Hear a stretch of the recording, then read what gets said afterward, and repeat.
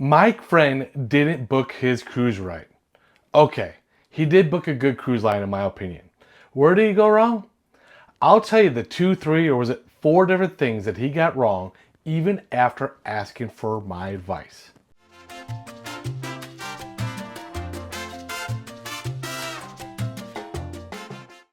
Okay, to be fair, my friend wasn't actually the one that booked the cruise. However, it was his wife.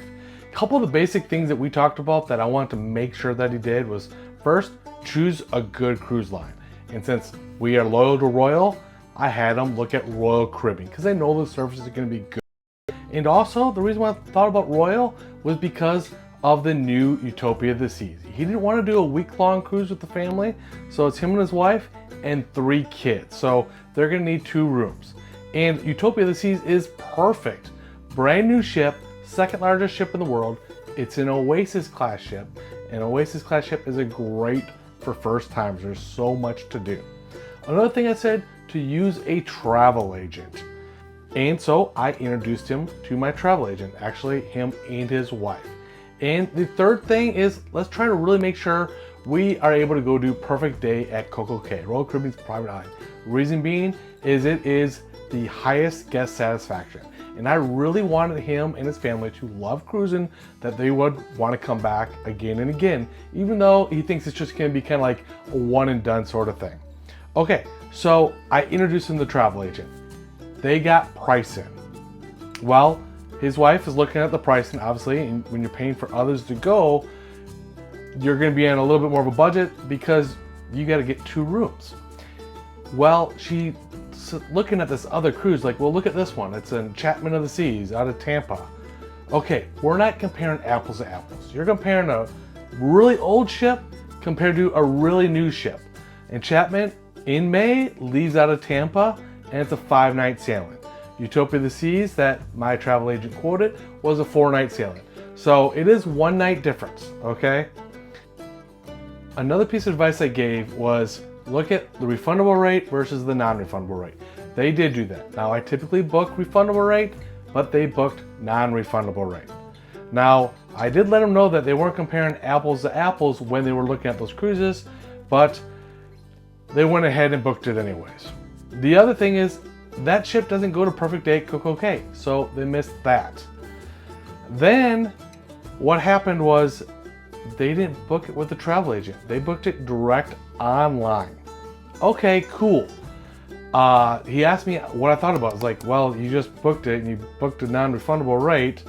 How good is it? Well, I think they're still gonna have a good time, yes.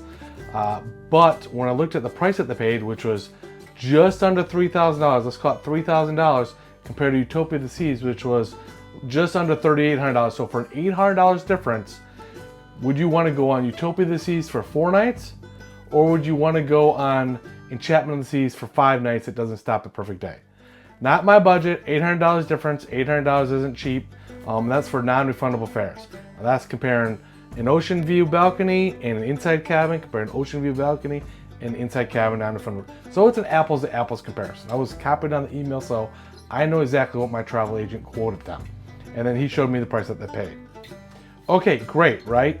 Where else could you possibly go wrong? Well, they paid in full. That's awesome that you can pay in full. But one thing that you want to be aware of is when you pay in full, you're not going to be able to take advantage of any price drops in the future. So if the cruise gets cheaper, you're not going to be able to get that difference back. So wait until, the 90 days or 75 days before your cruise, when your final payment is due, before you pay it off. It's 90 days, so I believe for 5 nights for longer sailings, but if it's like a 3-night cruise, it's 75 days before final payment with Royal Caribbean. They didn't do that. The other downside about not doing that is that you can no longer book it with a travel agent. They booked it direct on Royal Caribbean's website. Probably because it was cheaper, but once again, like I said, you're not comparing apples to apples. And that's something that people don't do a good job of is, hey, what ship compared to another ship within the same company or compared to other cruise lines, it makes it even more challenging. So they weren't able to book it or transfer it to the travel agent, which you got 30 or 60 days of to transfer to a travel agent if you book it direct. So just be aware of that. And the nice thing about that is you don't have to wait on hold if you got to make any adjustments to your sailing, which is another thing that went wrong.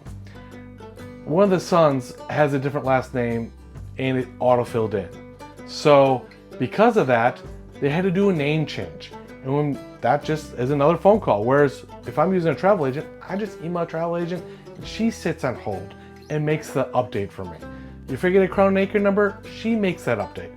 Much easier. So they had to call Royal Caribbean and fix that as well. Now, he did listen on one thing, and that is getting in a day before your cruise. They are flying in, so always, and I made this mistake cruising to begin with too, is get in a day before. Yeah, you're gonna have to spend $150, $200 for a hotel, but it's better than potentially missing your vacation because of a flight delay.